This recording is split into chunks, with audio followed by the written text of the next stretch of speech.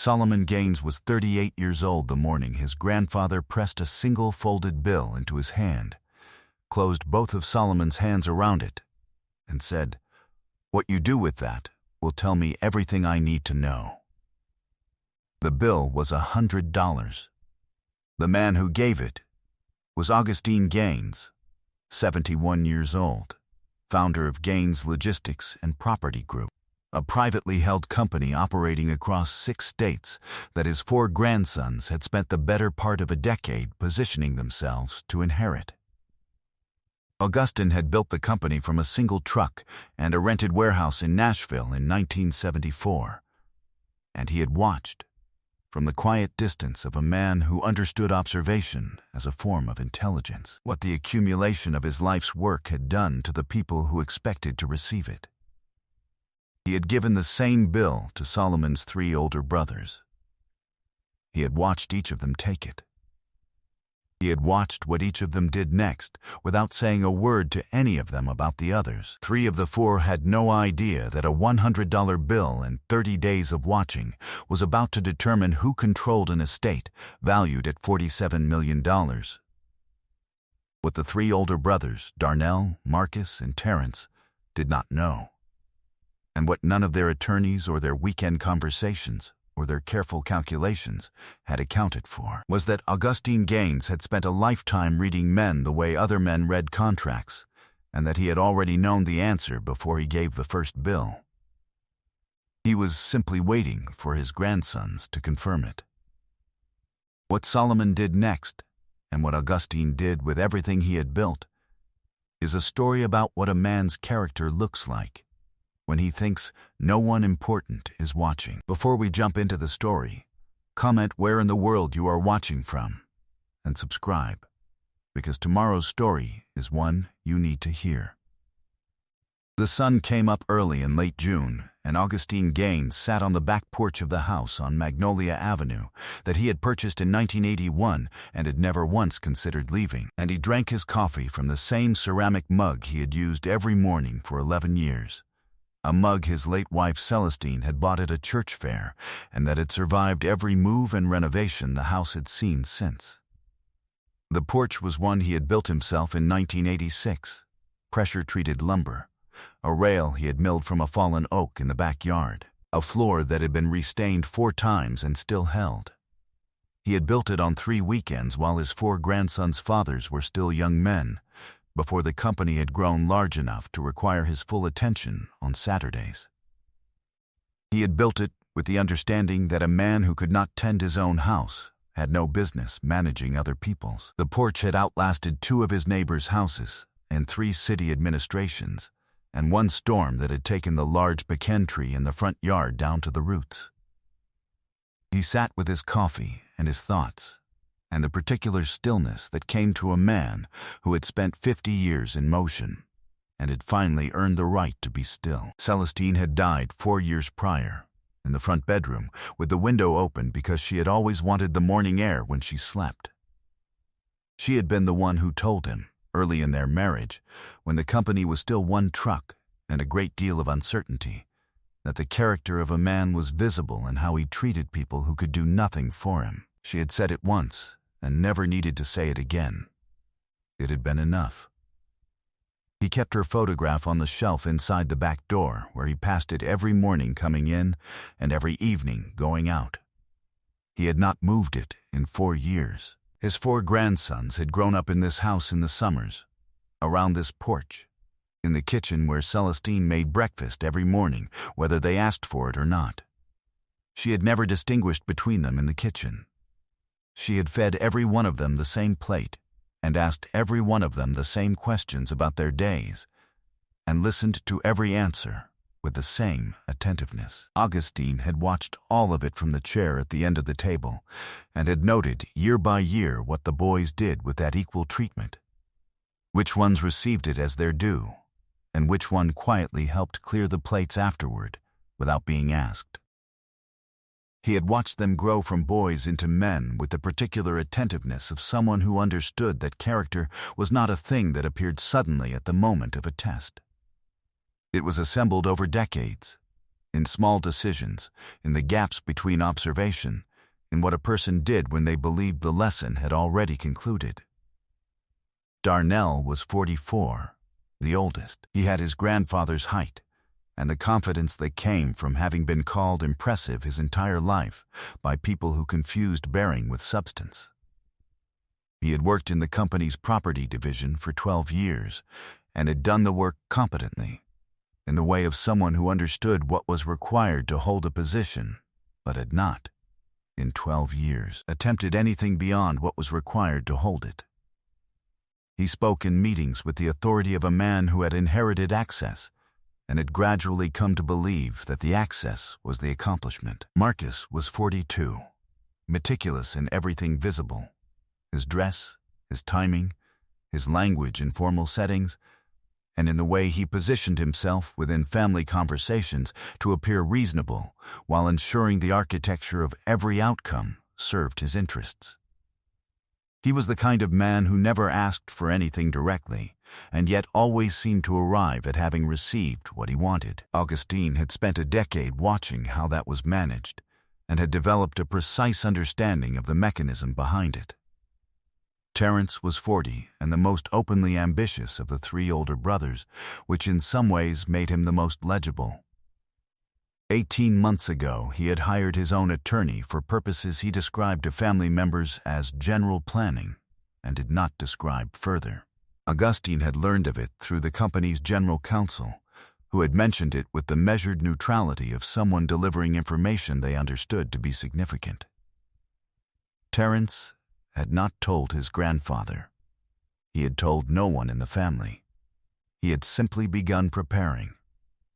Solomon was 38. He had been running the logistics division of Gaines Logistics and Property Group for 9 years, having taken it over when it was operating at a consistent quarterly loss and having turned it, through the application of the same methodical attention he brought to everything, into the most profitable segment of the company. He drove a truck himself on short routes twice a week, a habit that puzzled his brothers and that he had never stopped doing, because he understood that the only way to manage a system was to have genuine knowledge of what it felt like from inside the system, not just from the reports that described it. He had not requested a title change or a meaningful increase in compensation during the 5 years it took to complete the turnaround. His grandfather had given him both anyway, without announcement, and Solomon had accepted them without theater. Augustine had known for 3 years who would receive the company. The $100 bills were not the test. They were the documentation. He called each grandson separately on a Tuesday in June and asked them to come by the house over the following week. He told each of them he had something to give them, nothing more. He gave them each the same envelope, containing the same folded $100 bill and the same words: "What you do with that will tell me everything I need to know." He said it to all 4, with equal weight, in the same kitchen, at the same table, and then he waited. What came back to him over the following 30 days was more complete than even he had expected. Darnell took the bill and looked at it with the brief assessment of a man who had not needed $100 for a long time, and then produced a practiced expression of gratitude, warm at the surface, performed at the foundation, the kind that a person with decades of experience reading expressions could identify immediately. He put it in his jacket pocket. Augustine noted the pocket. The following weekend, the company's operations manager, a straightforward man named Gerald, who had been with the company for 18 years and had the particular loyalty of someone who had been treated fairly across a long relationship, mentioned to Solomon in passing that Darnell had been asking the property division's office manager about the timeline for the estate planning process.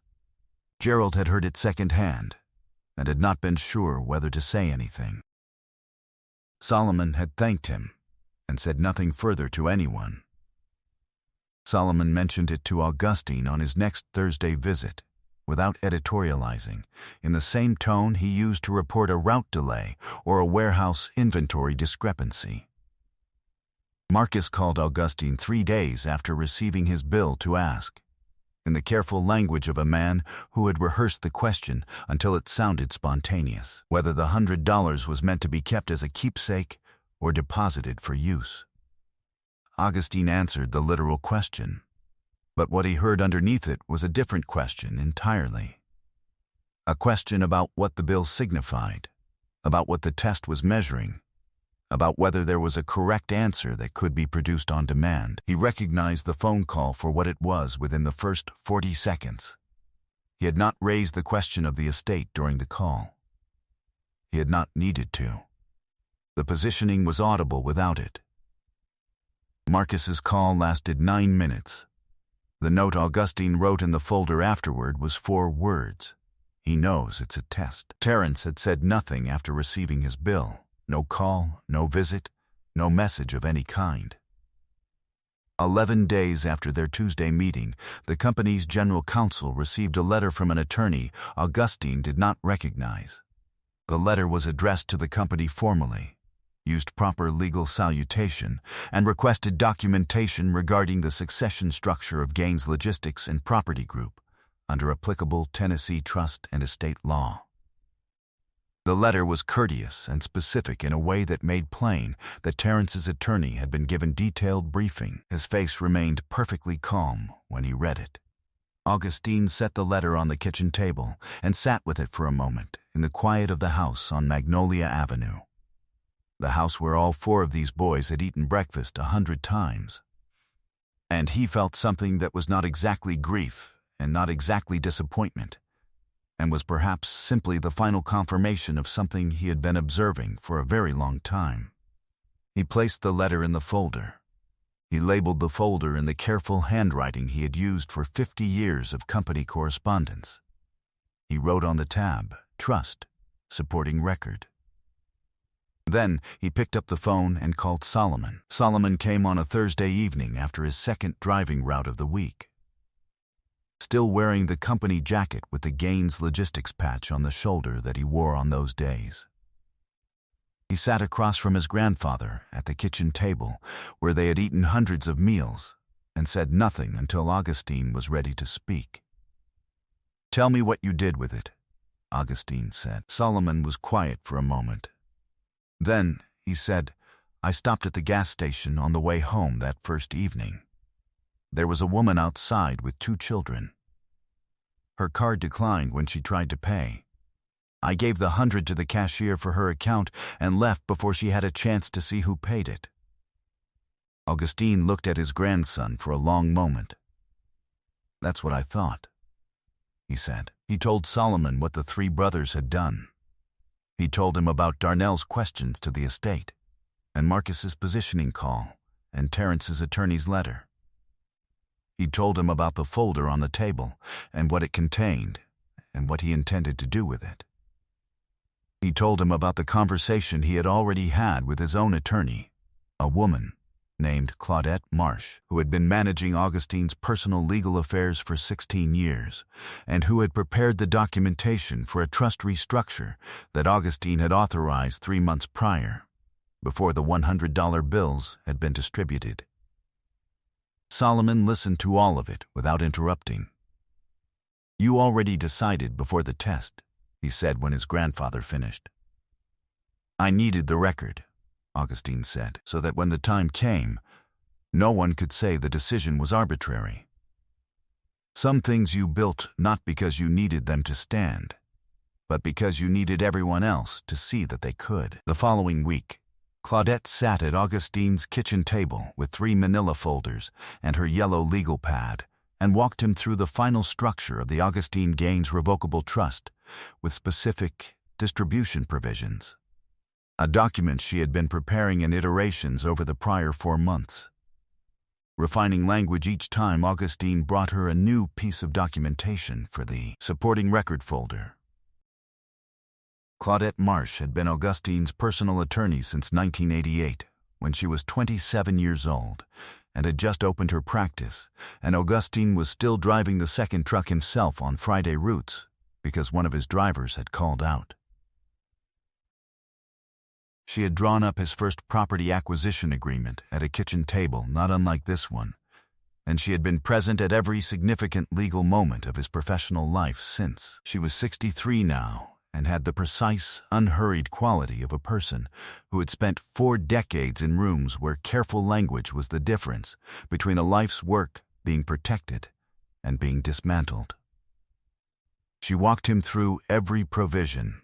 She explained the structure of the sole managing trustee designation and why it was more durable than a co-trustee arrangement. She explained the 15-year distribution schedule for the 3 older grandsons and the performance-linked calculation that tied those distributions to the company's results under Solomon's management, a provision she had suggested herself, and which Augustine had accepted immediately because it aligned the incentives of all 4 grandsons with the company's health rather than with internal competition.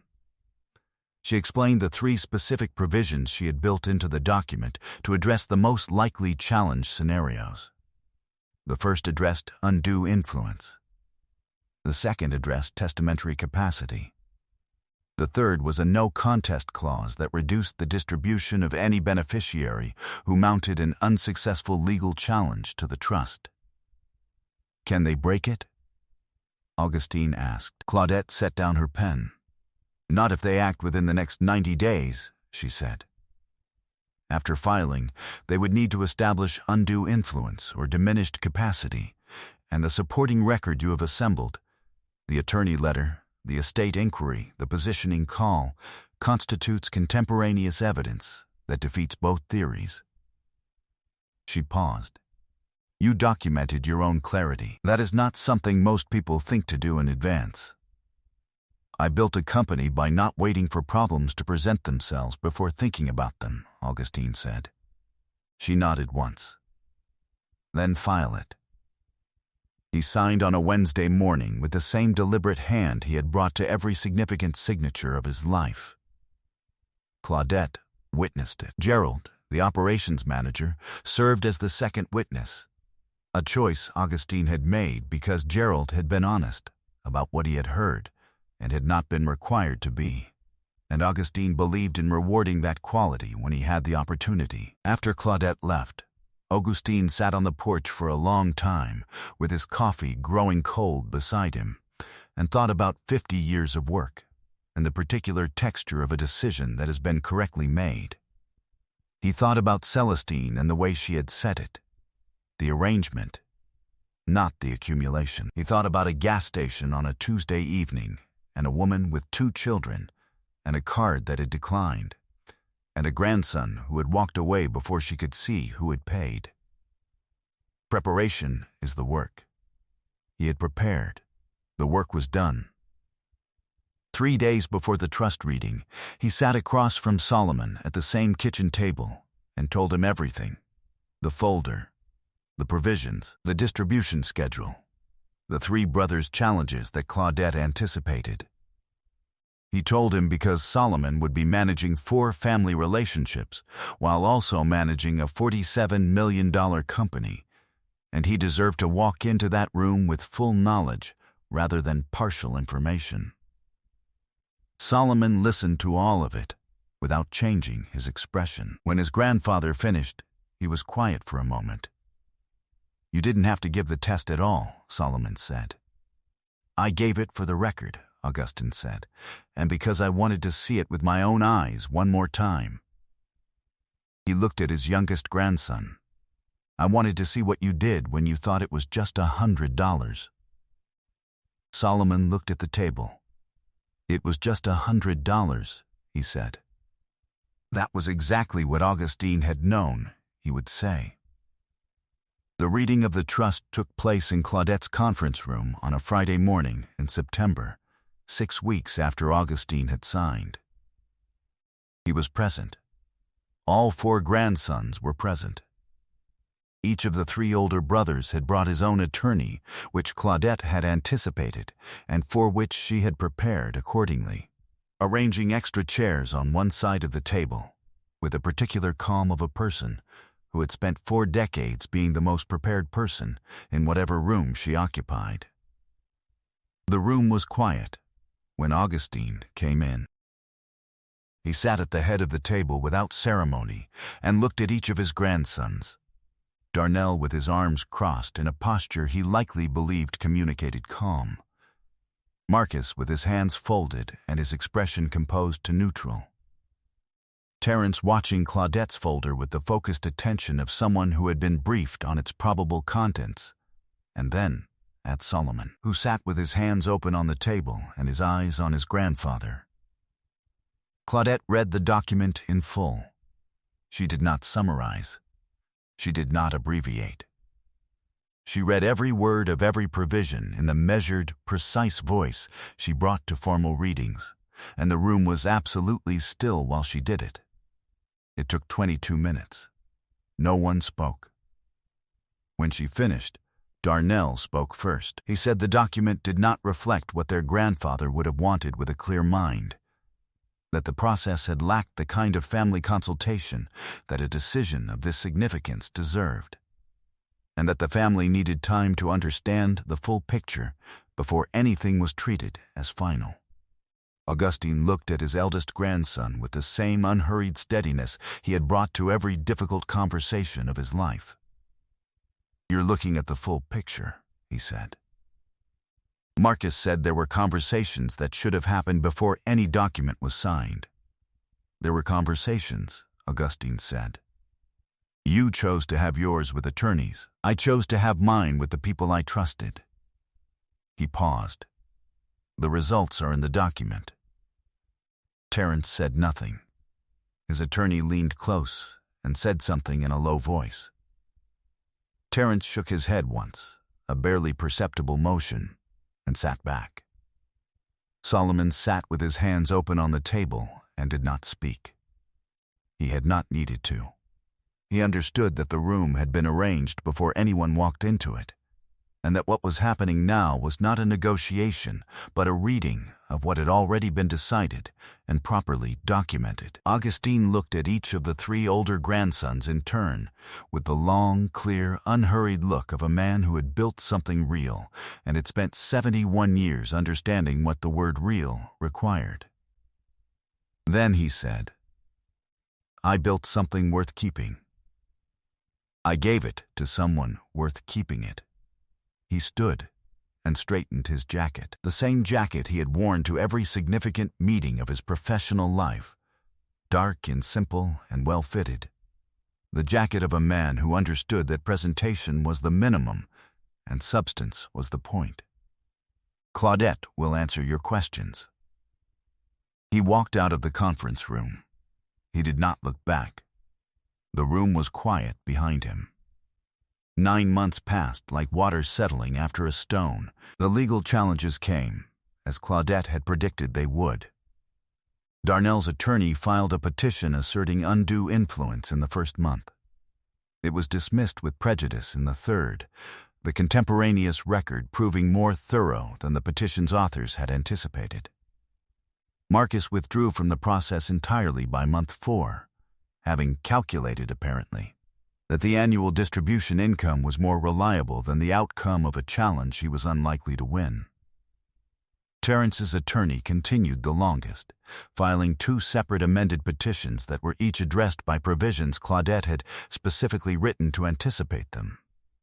The second dismissal came in month 8, and after that, the legal activity stopped. Solomon assumed operational control of Gaines Logistics and Property Group on the first day of the new year. His first act as managing trustee was to increase the compensation of the company's 43 drivers by 12% across the board, funded by a reduction in the administrative overhead that he had identified during his 9 years running the logistics division and had been waiting for the authority to address. The second act was to rename the Nashville warehouse, the original one, the one Augustine had rented in 1974 before he owned anything, the Celestine Gaines Operations Center, a decision he had discussed with no one except his grandfather, who had said yes before Solomon finished the sentence.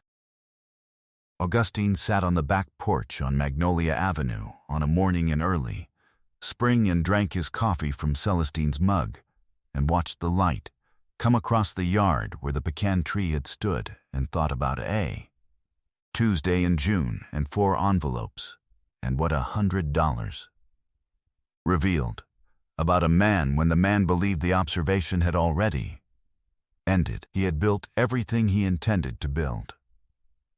It was in the right hands. A woman named Miriam sat beside him on the porch he had built in 1986, reading the morning paper and not requiring the quiet to be filled with anything. She was a retired schoolteacher he had known for 40 years, who had moved back to Nashville from Richmond the previous winter, and who had accepted his invitation to Sunday dinner 3 months ago and had been coming back every Sunday since. She understood the value of a porch built to last. She appreciated the mug. She did not need to be told things twice. He held his coffee with both hands and watched the light do what morning light did on a yard that had been tended for a long time by people who loved it. Character, Celestine had said, is what a man does when he thinks the lesson is already over. Solomon had passed the test before he knew he was being given one. That was the only kind of passing that counted. I hope you enjoyed that one. Be sure to like the video and subscribe so you don't miss the next story.